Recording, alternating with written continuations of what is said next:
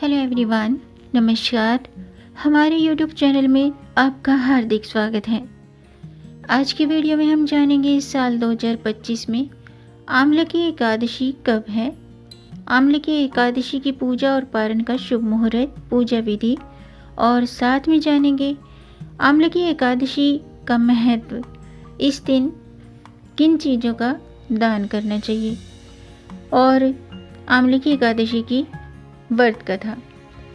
दोस्तों, हिंदू धर्म में एकादशी तिथि का खास महत्व होता है। हर महीने में एकादशी 2 बार आती है, एक शुक्ल पक्ष में और दूसरी कृष्ण पक्ष में। ऐसा माना जाता है कि एकादशी तिथि पर व्रत रखने से, भगवान विष्णु की पूजा करने से जीवन में सुख समृद्धि आती है।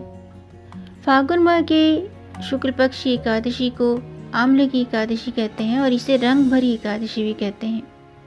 इस दिन आंवले के वृक्ष में स्वयं विष्णु जी का वास होता है, इसीलिए आंवले के पेड़ की पूजा करना बेहद शुभ माना गया है। तो आज की वीडियो में हम जानेंगे साल 2025 में आंवले की एकादशी की पूजा का शुभ मुहूर्त, पूजा विधि और आंवले की एकादशी का महत्व। साथ में जानेंगे आंवले की एकादशी की पौराणिक कथा।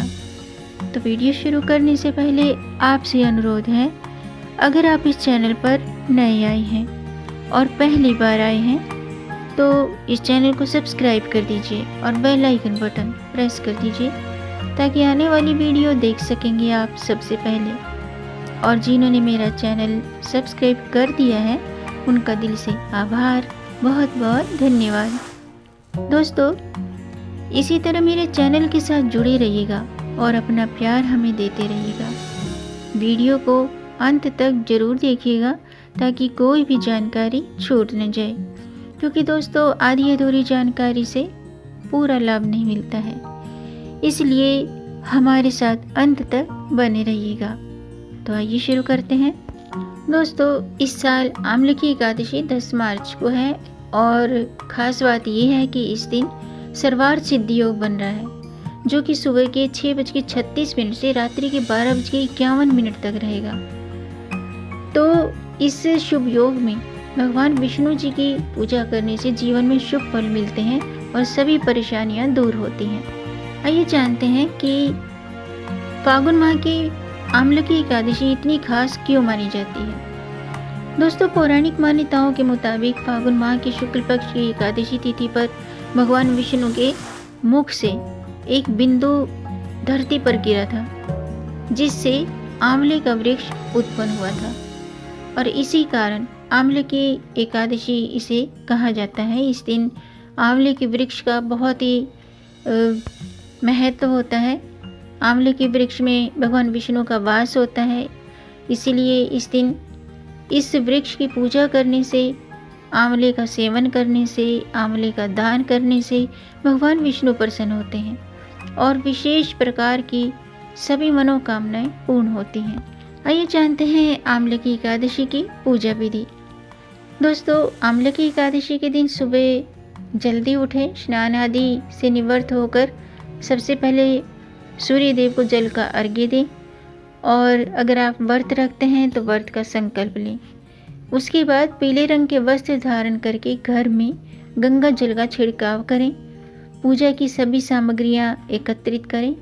इसके बाद एक चौकी पर भगवान विष्णु की प्रतिमा स्थापित करें। भगवान विष्णु को पीले फूल, तुलसी, चंदन अर्पित करें। धूप दीप जलाएं और आंवले की एकादशी की व्रत कथा पढ़ें। फिर भगवान विष्णु की आरती करें और आंवले के वृक्ष की भी पूजा जरूर करें। अगर आपके घर के आसपास आंवले का वृक्ष नहीं है तो इस दिन आप आंवले को थाली में रखें और उसकी विधि पूर्वक पूजा करें। अगले दिन द्वादशी तिथि पर व्रत का पारण करें। इस तरह से विधि विधान से पूजा करने से भगवान विष्णु प्रसन्न होते हैं। इस दिन अगर आप व्रत रखते हैं तो भगवान विष्णु के खास मंत्रों का जाप करके इस व्रत का फल दुगना प्राप्त कर सकते हैं। मंत्र इस प्रकार है: ओम विष्णुवे नमः, ओम हुम विष्णुवे नमः, ओम नमो नारायण, श्रीमन नारायण नारायण हरि हरि। और भगवान विष्णु का गायत्री मंत्र है ओम नारायणाय विद्महे वासुदेवाय धीमहि तन्नो विष्णु प्रचोदयात्। अगर आपको इनमें से कोई भी मंत्र नहीं आता है या उच्चारण करने में मुश्किल होती है तो आप ओम नमो भगवते वासुदेवाय इस मंत्र का जाप करें। ओम नमो भगवते वासुदेवाय इस मंत्र का 108 बार जाप करने से भगवान विष्णु की कृपा प्राप्त होती है, क्योंकि ये भगवान विष्णु का शक्तिशाली मंत्र है। दोस्तों, आंवला एकादशी जो है इसे रंग भरी एकादशी क्यों कहते हैं? क्योंकि इस दिन काशी में रंग भरी एकादशी का बहुत ही उत्सव मनाया जाता है, क्योंकि इस दिन भोलेनाथ माता पार्वती के स्वागत के रूप में माता पार्वती को एकादशी के दिन ही विवाह के बाद पहली बार उनको अपनी प्रिय काशी में लेकर आए थे। और इस पर्व में शिवजी के गण उन पर समस्त तरह के रंग अबीर गुलाल उड़ाते हुए खुशियां मनाते हैं। इस दिन से वाराणसी में रंग खेलने का सिलसिला शुरू हो जाता है, जो कि लगातार 6 दिन तक चलता है। ब्रज में होली जो पर्व है वो होलाष्टक से शुरू होता है और वहीं वाराणसी में ये रंग भरी एकादशी से शुरू हो जाता है। इस दिन आप कुछ विशेष उपाय भी कर सकते हैं। अगर आप करियर में सफलता चाहते हैं तो इस दिन 1 या 21 ताजे फूल लेकर के उसकी माला बनाएं, श्री हरि विष्णु को अर्पित करें। भगवान विष्णु को खीर बनाएं, भगवान विष्णु के लिए खीर बनाकर उसमें तुलसी पत्र जरूर डालें और ये खीर का भोग भगवान विष्णु को अर्पित करें। ऐसा करने से क्या होता है कि भगवान विष्णु की कृपा से हमें हर जीवन के हर क्षेत्र में सफलता प्राप्त होती है। सुख समृद्धि के लिए इस दिन ये जो रंग भरी एकादशी इसको सुख समृद्धि और ऐश्वर्य के लिए बहुत ही शुभ माना जाता है। तो इस दिन पवित्र नदियों में स्नान जरूर करना चाहिए। और अगर आप ऐसा नहीं कर सकते हैं, मतलब पवित्र नदी में स्नान नहीं कर सकते हैं, तो घर पर नहाने वाले जल में गंगा जल मिलाकर स्नान कर लीजिएगा। ऐसा करने से भी पवित्र नदियों में स्नान करने के बराबर का पुण्य प्राप्त होता है।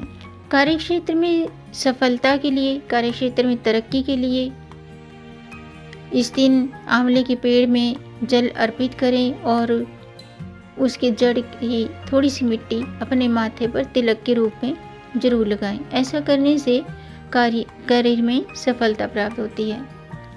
इस दिन ज़रूरतमंद व्यक्तियों को अन्न, वस्त्र, चीनी, चावल, दूध, दही इनका दान करना चाहिए। आंवले का विशेष रूप से दान करना चाहिए।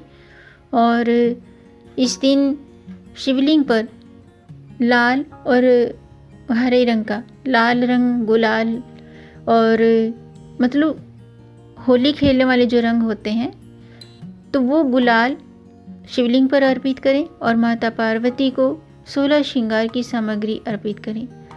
इस दिन शिवजी और विष्णु के मंत्रों का जाप जरूर करना चाहिए।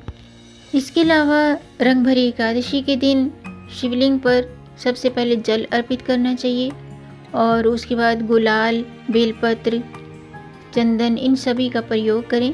पूजा करते समय आप भगवान शिव के मंत्रों का जाप करें और इस दिन सच्चे मन से भगवान शिव से प्रार्थना करें कि जीवन की सभी परेशानियां दूर हों। तो दोस्तों, आज के लिए बस इतना ही। उम्मीद है आपको ये जानकारी पसंद आई होगी। अगर आपको ये जानकारी अच्छी लगी हो तो आप इसे लाइक कर सकते हैं और इस जानकारी को आगे बढ़ाकर अपनी फैमिली में, अपने फ्रेंड्स में ज़्यादा से ज़्यादा शेयर कर दीजिए ताकि औरों को भी इससे लाभ प्राप्त हो। और अगर आपका कोई प्रश्न है या कोई सुझाव है तो कमेंट बॉक्स में ज़रूर लिखिएगा और मेरे चैनल को सब्सक्राइब ज़रूर कीजिएगा ताकि आने वाली वीडियो देख सकेंगे आप सबसे पहले। वीडियो को अंत तक देखने के लिए आपका बहुत बहुत धन्यवाद। मिलेंगे नई जानकारी के साथ, तब तक आप खुश रहें, स्वस्थ रहें, अपना ख्याल रखें और अपनों का भी ख्याल रखिएगा। जय श्री हरि, हर हर महादेव।